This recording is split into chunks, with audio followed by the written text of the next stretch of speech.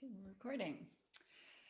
Well, Erika, thank you so much for joining us and being willing to speak with our group. They'll be excited to hear from you. And we thought, Yeah, thanks who for having better me. to have a conversation with at this time of year when there's going to be family things coming up than the person that we turn to when we're in crisis with our family. We're very grateful for all your support. But I will say that Erika is, she's had a long history of doing coaching work. She started off with Pransky and Associates, working there for many years, and now you have Erika Bugbee Coaching. And at this point, she works globally and does a lot of work, especially in the area of working with teens. And that was why we turned to Erika. Gosh, was it 2 years ago now? Yeah, I think it was. It was, Maybe yeah. three, 2 or 3 years ago. And Yeah. you definitely significantly helped us through some turbulent times and have been kind of a great reminder. To one of the things that you said to me, Erika, that it was really helpful, although maybe at the time I didn't necessarily take it that way, but it's like things were starting to get better and like, yeah, but you can't count on that. Don't get too comfortable, Rohini. It's so good because every time it goes south, I'm like, yeah, it's okay. This is all normal. Erika said that. I don't need to funny. now. Well, when things are turbulent, you kind of cling to the things will get better. And then when they do, you so want to believe that that's all the hard parts over and it's just really going to be easy for the next 30 years. So I understand. I've done That's exactly what you said to me. And I fell into that trap, but it was very helpful. Yeah, no, sound advice indeed. Because without that way of moving forward, there would have been quite a few shocking moments to contend with that we might have fallen a cropper with. But yeah. And then I have to share Erika's other high point moment with me involves you, and we were all in the. I think I probably shared with this group because I think it's so funny. But I don't know if you remember, Erika, where you would meet with our daughter, and then we would come in and you would debrief with us, and you'd basically kind of set us straight. And one of the things that Angus said to you was, "She's hanging out in parks at night." And you're looking at him like, yeah. So what's the big deal? And he's like, it's Los Angeles. It's LA. It's not the Pacific Northwest here we're talking about. And he's figuring I'm going to be like, this needs to stop. Let me get her right now. That's right. Why didn't you say something earlier? But people will be good to know that so I'm just turning the volume up a bit, that our youngest is actually still alive and she's actually moved out. The younger one moved out before the older one did. So it's exciting. Right. Yeah. Well, I've pretty much heard everything, so nothing really scares me. I know. Sometimes it's reassuring in and of itself to parents. Yeah, that is. So Angus and I were talking about, what would be great for our group to hear around this time of the year. And I thought, a conversation around family, navigating family. And I know it is a unique situation with the pandemic and various levels of lockdown in different places, but I still think that a lot comes up at this time of year around family, feeling the pressure to get along with family, navigating, different levels of intrusion regarding family. Always the idea that, well, I have the understanding, but nobody else in my family has the understanding. So there's all kinds of permutations. Right. It must be really easy for you guys because you guys both understand. That's right. Yeah, all of that. Or I have the understanding, so why am I crazy still? Like all of that. Right. So we would just love to have a conversation with you and hear your thoughts about navigating the holiday season and what comes up around family and how the understanding is really helpful. Right. Well, I know there's a lot of people that are thrilled that they don't have to go to family gatherings or leave the house. Some of my clients are delighted that they're on quarantine because they don't have to make up excuses. But on the other hand, you are right up in the face of all the rest of you, you're in the house with, if you're stuck with people in there. So every day is like a holiday dinner.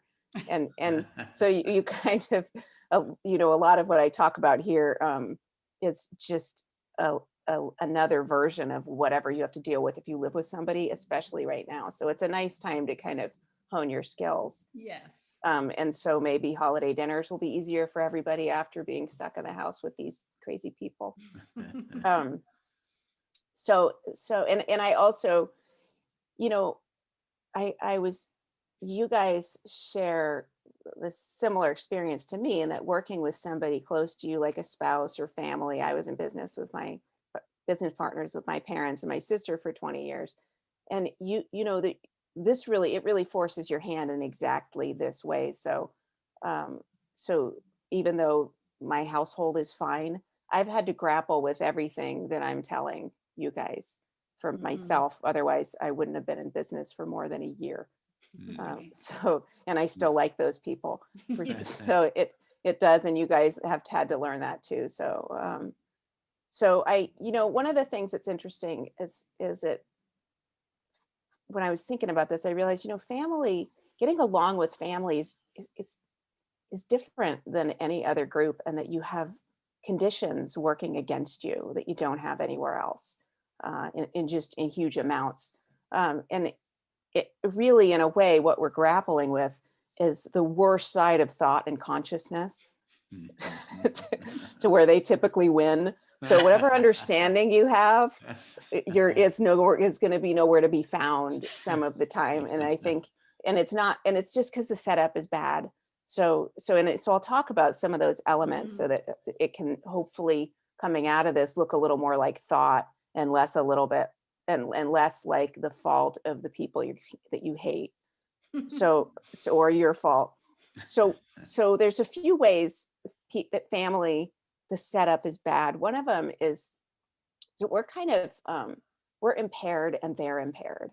And that there's so much, you spend enough time with somebody, like if you go traveling with someone, you see a lot of their, you have more history with them, and the more time you spend with them, the more chance of you guys both hitting lows at the same time. So what ends up happening is you kind of end up with baggage and resentments and misunderstandings and taking things personally when really they were just grouchy. The statistics are not on your side. You're going to have more of those. So your family members are going to look like worse people than other people's families.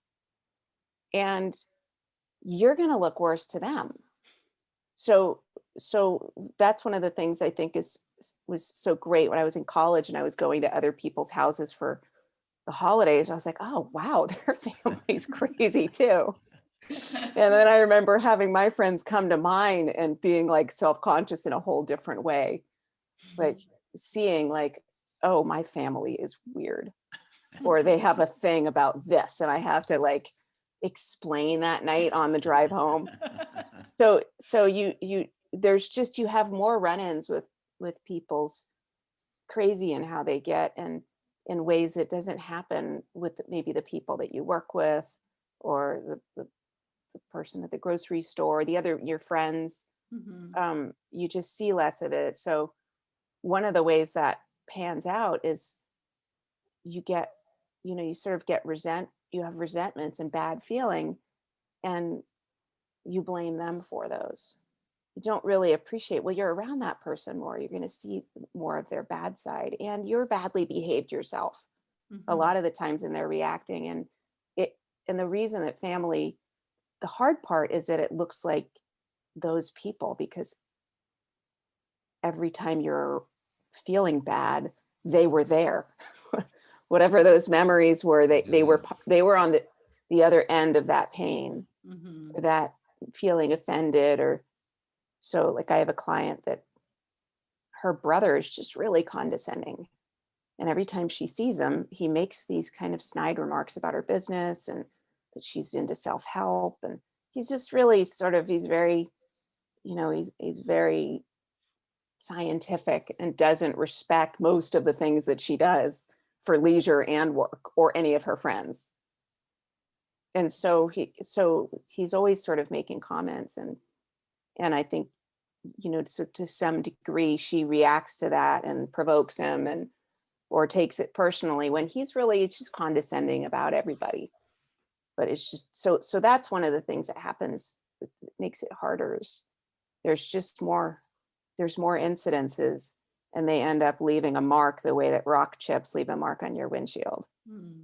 Like, it just pretty soon they're like everywhere. And that's what you see when you look at the person. And that's what they see when they look at you. So your history ends up sort of like when you go into a job interview and you're tense, you're not really coming in as you. You're coming in as a really uptight version of you. And they're maybe a little suspicious because they don't want somebody who looked great at the interview and actually turned out to be kind of lazy. So they're kind of on you a little bit, and from their past experience and your PTSD from whatever memory or things you've heard about job interviews, your last job interview. So that's part of it. You both go in kind of impaired. The other thing that I noticed is that you kind of contaminate the waters unknowingly. The way that if we got to look at ourselves, the way we conduct ourselves around family, I'm pretty sure we'd all be embarrassed. We'll get, you just notice you'll make snide remarks that you wouldn't make to other people. You're around them a little more. You kind of let things go. You get a little sloppy, or you get in a dynamic. You don't even realize you're bickering with somebody. You're not the bickering type. So we're sort of, what happens is we get a little bit of a chip on our shoulder about people, and that comes into the room with us.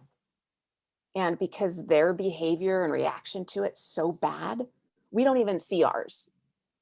So we end up walking in the way we walk into a job interview, being a certain way, and they react to it because we're social creatures. So you don't just live in a vacuum and then go in. If somebody's defensive, you might have had an edge, or you might be overly sensitive and waiting for things. Or there's somebody that everybody else would just leave the room and you stay in there and argue with them because you kind of have it in your head that you're not going to take it from them and you're going to tell them how it. So if you took that out of there, like when we go and visit our friends' crazy families, like why wouldn't they just leave? Why wouldn't they just shut that down? Or why are they taking it personally? There's something that comes into the room with us that's made of thought, a form of thought that travels around with us and sort of it provokes the other person. So we're going in sort of in a already a little agitated or already a little bit on guard and defensive. So that the sort of being impaired and the going in with sort of a judgment or not liking them, it muddies the waters a lot, and it looks like it's 100% coming from them. So it's hard for us to know that it's not them. That's the way thought works. It's like right on your eyeball. So, and then the third thing that happens is, I mentioned before, is that we're sort of we're fixated on their horribleness because that's what we see when we're in a bad dynamic. It's their behavior so bad. And then you have other people in the family that maybe you collude with. You're like, you see, like, there she goes. So you kind of, you don't really see your part of things because their part of things is so terrible and horrifying. And partly it's so disturbing because that's your family that you got issued at birth, and you don't really, it's not like you get another one every 10 years, maybe the next one will be better. Like, that's yours. So you're stuck with it. Like when you get a really bad neighbor and you're like gonna stay in your house, so it matters to us that it's not going well. And and they have all this influence and power to like wreck something that really matters to you. So we get very almost riveted or horrified or resentful about how bad they are. And then we notice that's what we're fixated on. And that becomes your holiday dinner sometimes, is going and tracking someone's horribleness and hearing comments that maybe your friend that you brought to dinner won't notice, or you're just, if somebody did that with us, we would look like terrible people, believe it or not. And then you put us at even at our best, anybody could pick us apart. And then you put us at a family dinner when we're really not doing well, or in quarantine when it's the end of the weekend and you really just want your job the next day to happen. So you're like crammed in a small house with these people. It just, we sort of get into, when we lose our bearings, every time we turn around, they're there. And then every time they lose their bearings, we're there. So family dinners are just and holidays every year, you are driving into poor driving conditions. And it helps people to understand in a way, you have to give it a little bit of, you have to go into it with the perspective that just like a job interview or a first date, like your mind is super working against you. And so is theirs. And have a little bit of, to the degree that you can see the setup by nature is bad before you even get there. It's not the nature of you or them, it's the nature of thought. And people in these conditions are just, it's going to be more challenging, and you have to kind of get your like off-road mentality, like where you're sort of ready for whatever, and you can take it in stride, and not, idea is hopefully at the end of this conversation, you won't hold those bad experiences against those people, because you see it's not, if we all switched with the family to the left, we would have the same problem. Doesn't look like that, when you're in your 20s and you're in college, like, oh, I want to be in this family. No, you don't. Whatever you're up against with that family, you're definitely up against it with any other family, just in a different way. This making sense so far? Yeah, absolutely. Yeah, it's almost like I feel like I might have had a horribleness meter that I have running. It's going from side to side. Or like a Geiger counter. I'm going to hold it up to this family member, see how they're doing. Exactly. Yeah, the dial doesn't go high enough for ours, maybe. It won't even let them through the door. Right. Well, it doesn't help that, every once in a while you see yourself, a side of you come out that you hate. And then you just go ahead and blame them for that. Right. It's just like, that doesn't help either. Part of it is the shame and the self-consciousness, and oh my God, I'm a coach. Right. I help other people.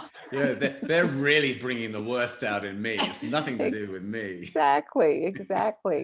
So it's kind of I do think, in a way, it's such a great training ground for people if you can see it that way. It just, if you can walking away from it, see the setup is just not good. For all, for all these reasons, so that you don't take yourself and you don't take the experience too seriously, and you don't take the other people and how they get too seriously. Yeah. I guess Thanksgiving for some people could be like a family boot camp. We'll just gather together all the most annoying family members and see how well we do. Well, you can't. It will be a measure of our moxie as a coach. When and I think, one of the things I like to mention is, everybody's going to have their position. So you guys might also, I frankly don't care whether people disown their families or don't want to be in contact with their families, or in the same way that I don't think it matters whether people stay together or divorce. I kind of feel like that's your guys' call, whatever makes sense to people. I do know that if you're going to be in, then be in until you write them off. Until you're out, you want to be in, because your family is whatever you're up against with them. If like my client whose brother's condescending, her biggest struggle in all of her relationships is judging other people for being ways that she doesn't respect. She doesn't respect people that are dismissive and condescending. She's not that way. But she does have a chip on her shoulder about that. Now, she has other qualities that he doesn't like in her. And whatever it is that she reacts to in him, she reacts to everybody. So that the degree that we can use our family as a way of seeing where our sensitivities are, what habits we're up against, and being able to never mind their part and look at our part of things, that will help you in all of your relationships. So you want to, at least while you're there, use it as a boot camp and figure, you're going to be stuck with X number of people. So you don't have to love everybody and stick around if it's abusive or you can't seem to get your bearings. There's too much history. You have to make that call, but you can't get away from relationship tension and conflict, because to some degree you're keeping that alive and blaming them for it. So if you can get interested in your part, even if once you get neutral, you see, well, I'm only 20% of it. They're really dishing it. They're really hard to get along with. That's fine. But you want to be able to have the neutrality and clarity to where you can see a new thought and see what's happening. Like, I think I need to give them space rather than get involved. Or I think I just need to spend giving me very small periods of time with that person. And you end up going in the kitchen and helping in there, because you're going to have to learn that. So in one way or another, so that it is possible for us to have new thought and see people with more neutrality and without the chip on our shoulder. And that will help you. And if you decide not to be in relationship with them, that realization about your part will help you with the rest of the people you are in relationships with. Yeah, I think what you're sharing at the very outset, when you said, you got to get ready for the off-road drive, it's like just having that level of self-care and self-awareness I can see that being a complete game changer, because I know for myself, I often can get caught up in sort of the idea in my head about what it's like to be around family and sort of get all gushy and mushy around it. And then it's kind of a shock to the system when I'm like, oh, yes, it is like that sometimes, but that's not the full picture. Right. And then I can get really wobbly very fast because I haven't put my off-road tires on. Right. Well, and that's part of it too. And I do that. That's a point sometimes I have to make with parents about teenagers is, in a given year, you might have 6 good moments with your teenager that just are random over like a bowl of cereal at 1 a.m. Like they're never like at the time you want, and you just happen to catch them when they're sort of at their softer side, or you just happen to find a moment, and maybe it lasts more than a few seconds, maybe it lasts like a few minutes. Every once in a while, you'll just find yourself like, oh my God, this is the family that I was thinking we were going to have. And this is the first time in like 8 months that I've had one of these moments. You sort of have to have the mentality that to whatever degree you feel disappointed and frustrated, right before that is a bunch of ideas and standards in your mind that came in and wrecked. That's the echo. So feeling let down or feeling like, feeling down on them or down on your holidays or that's coming from ideas and expectations in you that you got attached to. And if you, that quote, I don't know if you guys watch Modern Family. Yeah, we do. Or we do. So Phil Dunphy he had this great quote that was said something like, amazing things will happen to you if you just lower your standards. that you sort of, you in a way, that's what happens when you go to other people's houses, is it's sort of like going to a foreign country. Is you're just kind of like, it's all fascinating and interesting, and there's characters and the people where they're kind of, harsh and unpleasant, but you see their softer side. So you are sort of, you kind of, you want to be able to look past the thought that you've had so far and see something new. And to do that, you have to let go of how you think they should be and how you wanted it to go. And like, if you've ever had a relationship last more than a few years, you've done that. It just, sometimes I think the part of it that I had to think this way is you sort of have to, tap into the side of you that knows how to be professional the way that you do at work. You don't just go in the way you left the house.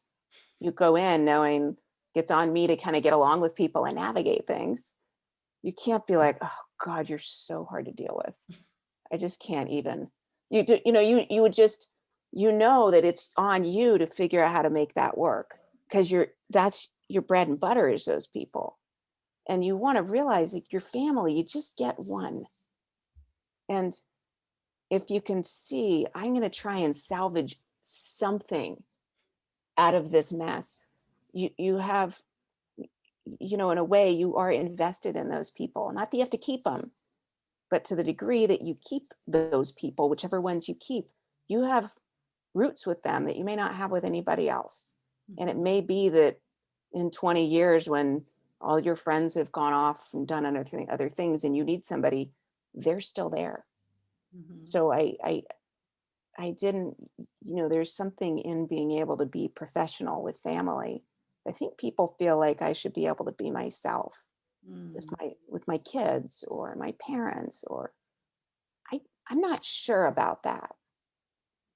I don't know that you should.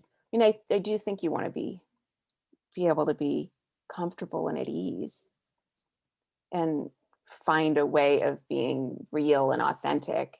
But you do it the same way you do with your friends. Is there's times where your friends get on your nerves, and if you hear about their breakup one more time, you're going to freak out. You don't say it because you get, I'm in the role of being on the sidelines during a breakup. You're in a role with your family. You're not just you. Mm-hmm. And in my mind, that's a relationship. That's an understanding of the principles that people use, whether they are part of this community of learning the principles or not. Everybody understands. When you go to work, your job is to create some degree of synergy and well-being in my relationships. And you're frankly not all that interested in how you would normally think about them if you were at home and they drop by your house. You just know, I got to keep my head clear and neutral and figure out how to make happen what I need to happen here. And with family, we're just here to get along. If some nice moments come out, great. But I'm just trying to not have it turn into a disaster. I'm trying to not hate these people more than I did the last time I came over. Sometimes you have to sort of let go of your ideas and say, what am I, we all sort of rely on this. Let's treat it a little more responsibly and take the same kind of accountability that you take when you have kids, or you take at work. Yeah. So it is, everyone has the ability. It's just, I think what gets in the way is, I shouldn't have to do that. Mm-hmm. Like they should be respectful. That's how you are with people. They should not talk over you. They shouldn't get drunk, get functions and create drama. Like, that's on you.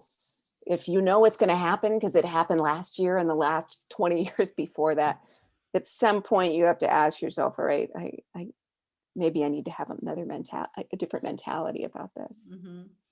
So I know it kind of takes the romanticism out of family, the way people think about it, but we're not really entitled to that.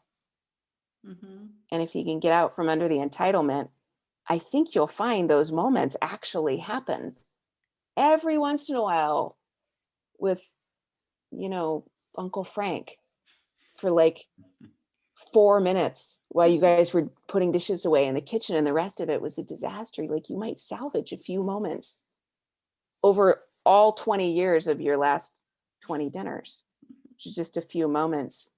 That's what you're looking for. You want your standards to be like way down here. That's the Phil Dunphy philosophy. Do you think people, I kind of wonder how the audience is hearing this. I know there's probably some people might have shut this off. Like, you have no vision. I think it's brilliant. I was at first I was kind of struggling a little bit with the idea of like having to show up and kind of be professional with my family, but I kind of so get it now because I realize it's just another opportunity in the same way we were referring to it as boot camp, you know. And I have a great family, so I see them very rarely, so I don't know if I have that many greater reference points, but in a way it's great opportunity to not take things personally and be more cognizant of my state of mind, because it's in those moments where the family can be the ideal blind spot for me to be having that kind of awareness. So it's so easy for me to get caught up. I think one of the things that maybe comes forward for me in my situation is I feel like, and probably because I only go back home every once in a while, they've kind of got this sort of boxed up vision or version of Angus that's based on the person that they knew maybe growing up. Right. And they want me to fit into that mold. Right. And there's no room and for, they're treating you like that. Yeah, in a sense Absolutely. they are, you know, and it's kind of so fascinating to me to sort of have those experiences. I remember once going back and visiting my aged aunt, who's like in her 90s now. And my sister so happened to be present. And I hadn't seen her in person for some time. And I thought, you know, we're going to engage and we're going to connect and have meaningful conversations. And it's like, it's almost like I became that small child who's seen and not heard. And all the focus of attention was on my sister talking about crazy shit that really doesn't amount to anything. And here I am, I haven't seen you for 10 years in the flesh. Right. We're going to talk about the neighbor, the neighbor's potted plants. It's like, well, that's the thing. And that's so funny because you can see it happening, but there's nothing you can do about it. I know. You can't, and that's the part that's hard, is you have to kind of step back when you really want to lean in. Yeah. And the remarkable right. thing was, I think with this understanding, I felt like, well, you know what? That's just people being people. I don't need to take this personally. And I think that, in a sense, is what you're referring to about being professional. For me, it's like, yeah, I have that sense of awareness. 5 years previously, I would have really taken that personally. I would have probably left. Right. But now I kind of just see see the quirkiness of it, just being human. You know, they love me. They're not really meaning to be disrespectful. That's just how they do. Right. And how memory works. Yeah. That like you're just working against people having very few options to rebrand you. Yeah. So they just end up sort of stuck in that, the way that we do, you know, with certain actors, or like I couldn't see the Harry Potter guy in any other movie after that. I was like, that's Harry Potter. Like I'm sure they must have that problem, because I can't do it. He's Harry Potter. So it doesn't really, like, I know I get thought, I do this, but sometimes, you know, we get like that, and we're like that to some degree with, so, and you end up, what you end up seeing is sort of their ego. Yeah. And they end up seeing your ego. And that's not them, and any more than that's you. It's this, and I think what I had to do this for myself. I've had to do this a lot, actually, is to be able to look past my reactions to people and try and see what their friends see. Try and see the people in the family that like them, you know, that don't see what I see. What do they see? I'm looking for something else, and sometimes you really have to look. Yeah. And we have to do that sometimes with colleagues or friends of our kids. Like, what do they like in them? I don't know. But if they're there to stay for some period of time, you have to look at, okay, I need to get past what I don't like about this and my reactions. And it's not hard to do, but you have to want to do it and take it upon yourself. And to whatever degree you feel sort of prickly toward them, it's fine, but it's on you. You can't blame them for your bad feeling. And that's the part that I think it's so easy, because they're so bad. They don't give you a chance. It's really easy to feel hurt and offended, and this is my family and they don't even know me, and why am I having to prove myself to my family? Frankly, I think most of the time, the new thought that I've had in this sort of the moments where I've gotten out from under my thinking and seen something more neutral about people is after the fact, like maybe way after the fact. Where like a few weeks or a few months go by and you have to you're done being hurt, or you're let down by life for giving you these people, and look at, well, but for my ego, but for how I see things, how would they look? But for the thoughts that I have currently to date about them, and the thoughts I have right now, what would they look like? And that's, and you just, you really have to stay open to till you see something new. In a way, you have to trust that there is a different feeling you could have, and they could look really different. Even with the same behavior, they could look really different. I remember discovering one of my really, really unpleasant relatives I didn't realize this, but he had like chronic pain. And as a kid, I didn't really respect that. I'm like, well, I have pain and I'm nice. But then I had chronic pain in my 20s for a while. And I realized, oh, I had a completely different feeling about him. Now, he wasn't around to benefit from that, but it changed the way I saw people and irritability. And so there's a way in which you have to, if you want to have a different feeling for somebody, you have to see what else you can see about them in a way you do with your friends, or people that you like and other people don't like. It is possible to see beyond their egos and to see, I get why they're like that. And to forgive, like, I get, they see me like that. And it's funny, when I was first started working, I was the youngest. I was like half the age of all the people that I worked with. I'm on the staff of like 15 people, and I'm the youngest. They're all twice my age, at least, maybe more. And so I was just the young person. And I realized, like, I'm going to have to get better really fast, so that what I have to say transcends their thoughts about my age. And I was so single-minded about it that I knew they're not going to listen to me. I go to these big companies and I could just, all of them are like, how old are you? Because I looked like I was 12 up until like my 30s.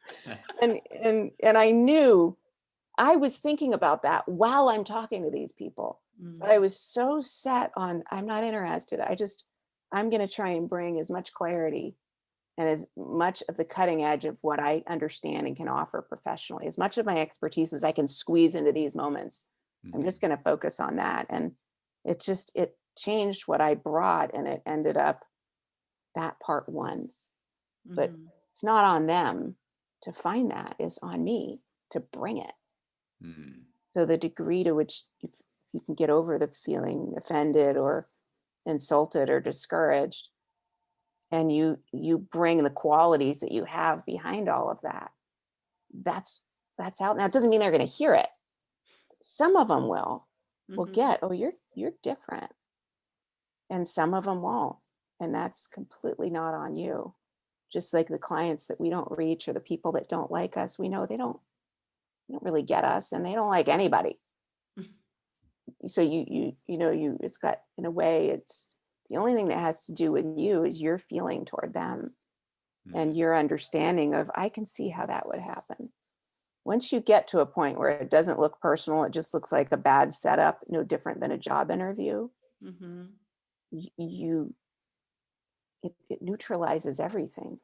And all of a sudden you're having all these nice warm moments with these crazy people, because you the crazier they are, the more fascinating it is, or the more entertaining, or there makes better stories. It just doesn't, it just won't look like it's even happening to you. It'll look like you're witnessing humanity. And that's what you're looking for, is to be able to get to see something new in a way that looks, either makes you fond or makes you feel like closer to them because you get like that too, or to be able to see the pain behind it, or to be able to see the history that they can't. So that's sort of, it's a really different feeling, and it will immediately heal you, even though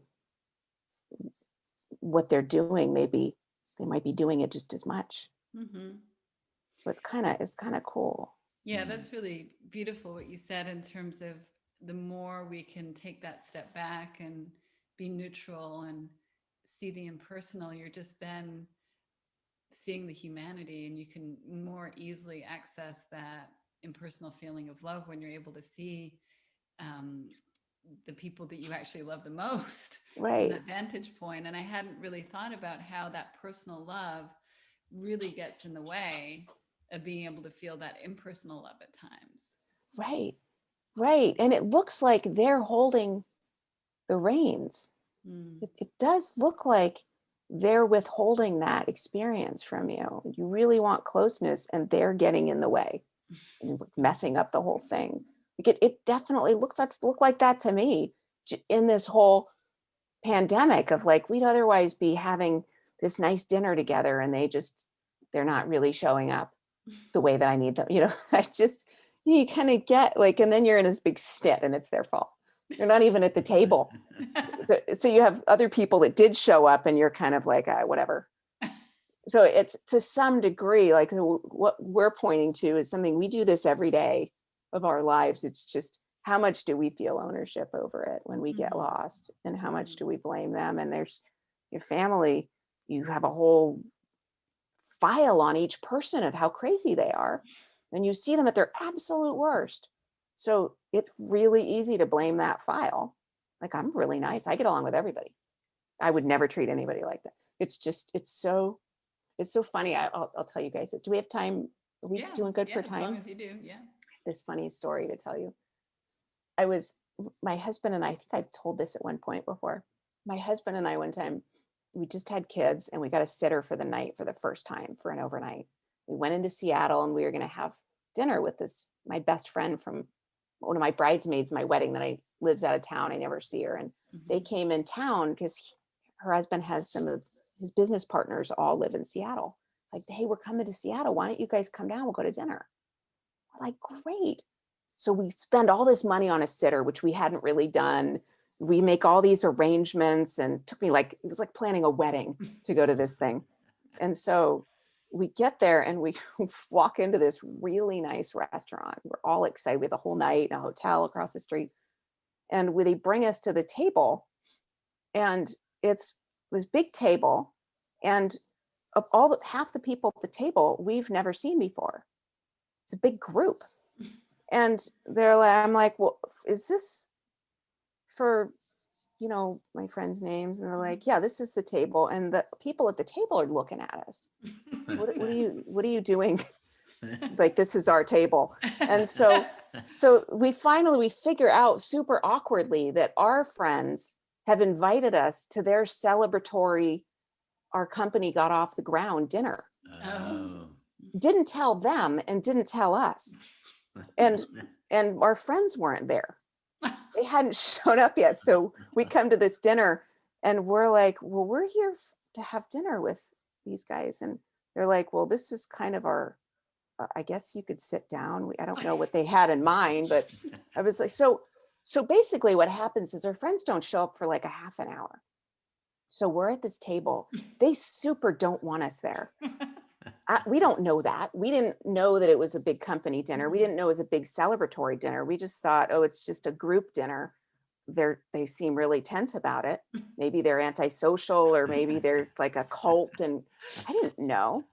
Well, it's so funny because they were really cold and they never really warmed up. But so basically the backdrop was that they're going out to celebrate this really intimate moment. We come in because things are tense. We're like, let's get some appetizers. Do you guys want a bottle of wine? I'm trying to relax things. They're thinking they're paying for it. I don't know that. So I'm thinking, hey, we'll get them a bottle of wine and appetizers. So the whole thing was just this giant mishap. And if afterwards I understood why, like, they really hated us. And the funny thing is we sit down, I'm trying to make conversation. They're talking about decks. And I'm like, oh, we just built a deck. And they're like, the girl turns around, she's like, and then turns back around, and it like basically just turns her back on me. I'm trying to find an inn. They're not giving me anything. And normally I can get in with anybody. So there's like a couple minutes of that. My husband gets up, he goes to the bathroom, calls our friend and is telling him. So I'm by myself. Oh my God, it was freak out. brutal. And I'm just so excited to be out, and I'm committed to I'm going to see my best friend and we're out for the night. So I'm like kind of a golden retriever, like nothing can faze me. And so anyway, long story short, they were like barely warm by the end of the dinner. They pick up the tab. They wouldn't let us contribute because I think they just wanted to hate us. They were just like just short of like saying something hostile. And so then we find out later, I don't know, a couple nights later, we kind of put together what happened, and the whole thing is kind of hilarious. At the time, it was kind of a nightmare. Yeah. You could see how the sort of comedy of errors on both sides, and how I come in and making it worse. And I could see their position, and in a way, that's sort of the setup of these the way things look from them that's sort of the setup, that if you walk into that situation and they're cold walking away from it, you can see, I get how I might be the same way. Like, you're not expecting it, you're paying, they keep ordering things. Like, they're just, these people are clueless. They're at our stupid dinner. We have one dinner. So it was that's sort of what you're dealing with, is that if you can step back far enough, that's the setup with family. It's kind of like that. Clueless on all sides and feeling like, what's with these people? That's what they look like, and that's what we look like. It's kind of a funny, the whole thing it wasn't as funny at the time, but there is something, I don't know if you guys have these moments where you're watching your own family and there's a moment where you can see that it's a good story. Yeah. It's almost so ridiculous, like everybody gets their feelings hurt, or that your family culture, you have moments where it looks funny to you. Yeah. It looks like, am I being punked? Is this like, right.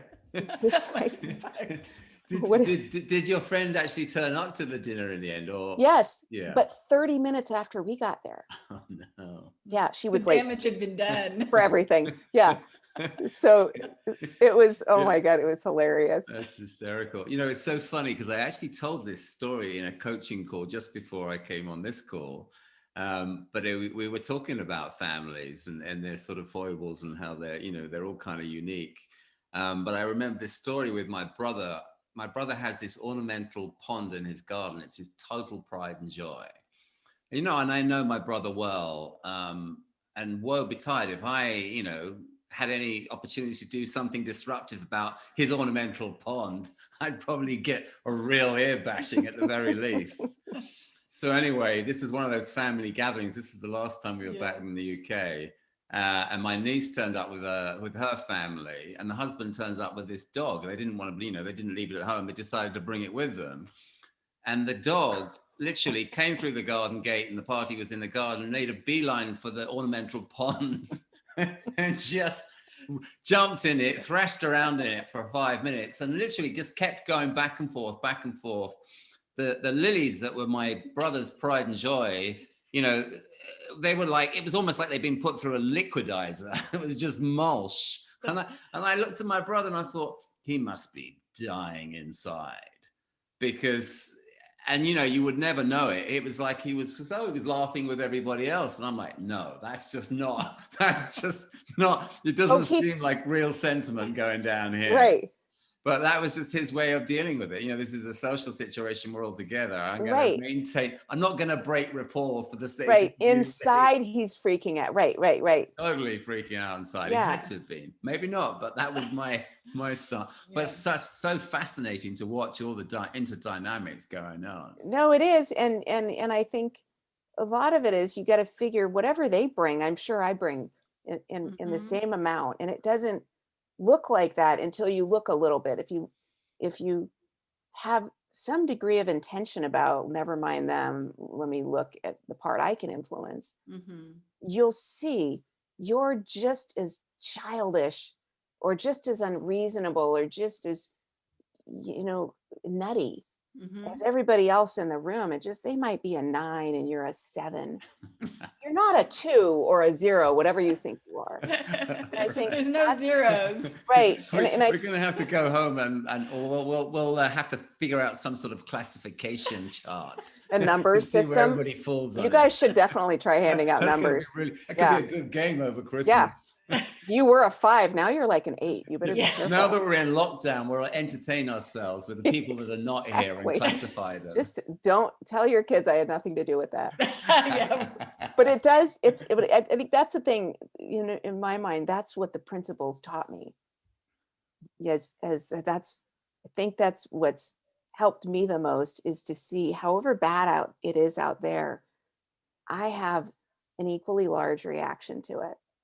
That is my problem. If it's getting to me, if it wasn't getting to me, it would just look like I'm gonna not be in this room, or I would, call them out the way that we do with our friends that we don't have a bad attitude about. We would just handle them in a way that had grace and composure, or that we had the clarity to leave the area. But and I think that's what the principals taught me, is that it has to work the way the rest of life works, and the feelings that we have can only come from our thoughts. Right. The system doesn't stop happening at family events. Right. It has to be whatever your sentiment is about your family, and whatever the chemistry is, you're a part of that chemistry. And if you had more neutrality or more fondness, if you cleared all those thoughts out of there, you would see them through a different set of eyes, where they looked like a character to you. You'd see the humor in it, or you'd see, oh, that's just how they come across. They don't mean that. Or I get how I see where their negativity comes from, or their criticism. They were attacked as a kid a lot. You'd have understanding about it, that thought is what's behind it. It's just got nothing to do with them. And to whatever degree you don't like them or feel like they've robbed you of all of your holidays, that's thought in you. Okay. And there's it's a fact, whether we want to see it or not. And that's our way out. It does look like sometimes we have this idea, if I judge them or figure out what their problem is, that should take care of it. Kind of go about like tracking and then telling other people, oh my God, here's what she did.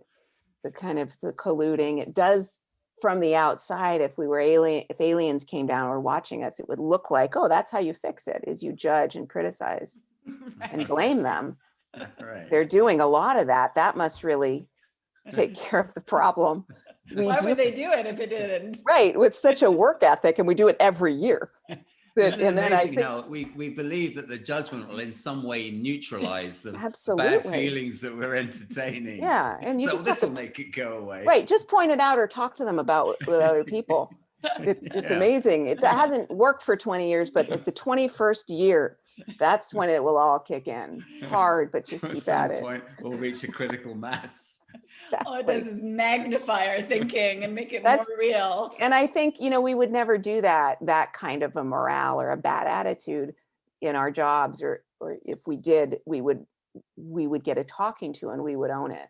Yeah. And I think it's just, you have to, sometimes you have to see, okay, if I was at work, how would I see this? If I didn't have a history of judging people and getting comfortable there, what would this look like from a place of neutrality and ownership? That's where the new thoughts live. You just have to be interested in, okay, what else is there besides all the crap I do in my head around these people? Yeah. And that's where I think it helps to find somebody that doesn't agree with you in the family. Absolutely. They may not be the ones you go to, but you might want to change that.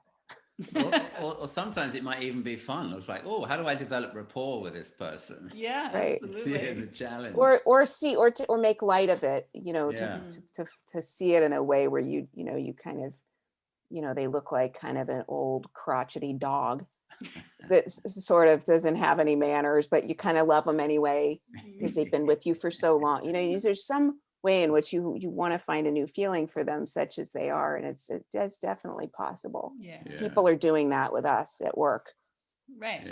And our neighbors do that with us, and our kids do that with us. So there's no reason we can't. Yeah, that intentionality is so important, to have the intention to look for what you can like, what you can love, and to be willing to look for the good feeling within yourself. Like, and that is freeing, ultimately is liberating for us too. And I think it's really helpful to realize that when we're dealing with people that we're close with and family members, that we're actually going in impaired, that it's much harder than we realize. I don't think I was realizing the degree to which I can be impaired at times. I'm definitely over the limit. And I think, and family members. Right. And then the crazy can just be a whole lot of fun. Yes. I remember there was a neighbor that we invited. Actually, his wife was my godmother, but so it was a plausible reason for her to be at every Christmas dinner with him. But everybody hated him, like literally. He was such a crotchety old man. Right. But every year he would drink too much. He would never say a word. He was obviously very judgmental about all of us, but he'd drink too much and then he'd fall off the chair. It was like, became a ritual. And now thinking about it, it's really funny. Right. But everybody like got the, and I was kind of so young, I didn't really participate, but I would listen to the adults in the room getting the knives out and like really steaming into him and hating him. But for me, it was so amusing just to watch this whole thing unfold. Well, it is. I think if you, especially if you go to somebody's house, it's like going to the zoo. Like, wow, like, look at that. Like the shape that takes. I've never seen that. And you kind of, you do have to take it with a grain of salt. Like, it's humanity, but with the dial is turned way up. So everything's so big. It's like taking a hallucinogen and then going to somebody's house. It's like a really extreme experience. And I don't think people appreciate it. I think, we're going to have a really nice holiday, like on the commercials. Like, it's kind of fun. It's so funny. That's great. Whenever I go home, I'll feel like I've taken a hallucinogen. Yes, I need to remember that everything's bigger than it appears. That's really helpful. I'm not making any recommendations. No, that could be the alternative. But, take a hallucinogen. Nothing's off the table here. Right. I bought this nice mushroom flan. There's one thing I wanted to mention. This is really nice story. That's a little more tame than what we're talking about here. That just shows the practical side of this. I worked with this couple last year. They came out here for 4 days, and they basically just picked each other apart for 4 days. And I thought, in the last morning, I'm like, I feel like I haven't gotten through to this guy. I had the wife and my husband and my sisters working with the wife, and we couldn't even get them in the same room more than a few times because they were just so cool. The last morning I came in and I was honest when I was look, I don't know what I'm going to do with you. I've thrown everything I have at you. I think I might have worked harder on you than anybody else this year. And he said, he was I could tell he was really trying to hear me, but all he could do was just wait for me to end so he could blame her some more. And it was really sweet. He said, I just realized we were walking over here this morning, and they were in our town for 4 days. And he says, we were walking up the stairs and I come in here and I realized, she had just made some sort of snide remark to her. She was commenting about the leaves because they were here in the fall. And he made some remark about it. I don't remember. It wasn't personal, but it wasn't, he wasn't with her on that. And, and he thought afterwards, I could just be a little nicer to her. I could just be a little, I could do that. Because I'm saying, look, is there anything that you feel like you should be doing different? Like, throw me a bone here, because I'm looking for kind of an opening of where he feels accountability. And he said, I thought about your question. I feel like I could be a little nicer. And it was the coolest thing because and I was like, well, I hope that works. So I had follow-up set up with him. And I talked to him 3 weeks later. He's like, everything's different. It's like, I needed to lighten up a little bit. And he said, he only lightened up 10%. He was just a little nicer to her. He held his tongue 10% of the time. And it changed him and it changed her. And it was, sometimes it doesn't take much, but it does have to start in here. It's And like global warming, like 1 degree, and exactly. everything changes. Exactly. And I think people feel like, oh, that's such a fixer upper, like there's nothing I can do. But it's amazing what one change of heart, just a little bit, can do. It starts something. And I can't tell you how many times I've seen that. I know you guys have seen that. That just, you think, oh, I don't know what they're going to do. And then one person shifts a little bit. It's just really, that's all it takes. We've had to do that in our, with you guys working together in my family business is that's all it takes. Yeah. So. Yeah, it's very hopeful. Yeah. That 1% can make a huge difference, or 10%. Yeah. And if he can do it, anyone right. can do it. This guy was thicker than a cord of wood. I'm always joking with him about it. I tell him I use that story in webinars. He's famous, infamous because of it. Exactly. Erika, has been so much fun hanging out this with is you and great. having this Thank conversation. you. Yeah, thank you for having me. This was really nice. I've been looking forward to this since you emailed me. Absolutely. Scratch the surface. No, this is great. I love my conversations with you guys. I feel like I can say anything. You can. And your crowd is always like right there with us. So anyway, anytime, I love doing them. They're just as kooky as us. Yes, exactly. Exactly. Well, on that note, have a happy holiday. Yeah, you too. Yeah, good luck to everybody out there. Remember, you're impaired. It's okay. Exactly. You might want to have this recording on hand every few hours. Well, good. Well, have a nice holiday too. Yeah, thank you. Take care. Sending lots of love. Take care. Yeah. Bye. All right. Bye. Bye, guys. Bye.